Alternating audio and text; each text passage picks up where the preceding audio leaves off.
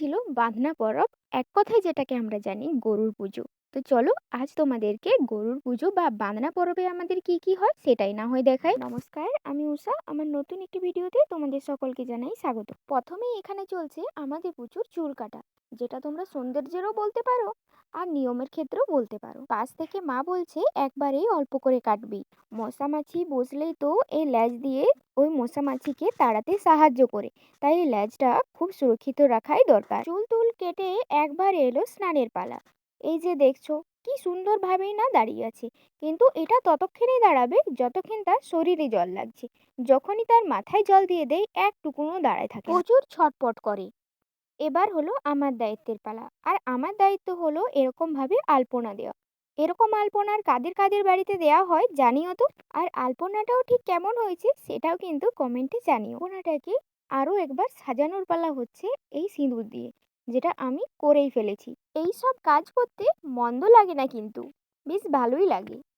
আর এই যে আমাদের পুচু, পুচু তো এমনিতেই সুন্দর, তার উপর আজ একটু সাজুগুজুও করেছে, আবার রং মেখেছে, তার জন্য আরো বেশি বেশি সুন্দর লাগছে। আর আমিও যে একটু আদর করে দিলাম, দেখছো কতই না শান্তি। এখানে চলছে পুজোর জন্য পিঠে করা, আর যেটা করছি আমি।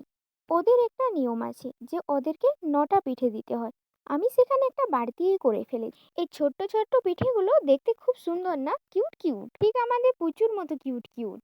আজ পুচুকে হলুদ জল দিয়ে পা ধোয়ানো হবে, এটা তারই হলুদ জল। আর এটা হলো বরণ ডালা, আর আমাদের পুচু তো এসে হাজির, যেখানে আমি পাও ধুয়ে দিচ্ছি। সত্যি পুচুর মা যখন ছিল বড্ড দুষ্টু ছিল, কিন্তু পুচু আমাদের একবারে শান্ত শিষ্ট লক্ষ্মীমন্ত বললেই হয়। পুচুর মায়েরও গুণ করলো না, খুবই ভালো ছিল, প্রচুর ভালো। আজ হুট করে পুচুর মায়ের কথা আরো মনে পড়ে গেল। চলছে এখানে আমার পুচুর বিয়ে, যেটা আর কি নিয়মের মধ্যে পড়ে বা উত্থানও। আজ তো আমি এটাও শুনেছি যে শ্রীকৃষ্ণ নাকি প্রত্যেকটা গরুর কাছকে আসে তার কেমন আছে সেটা জানতে।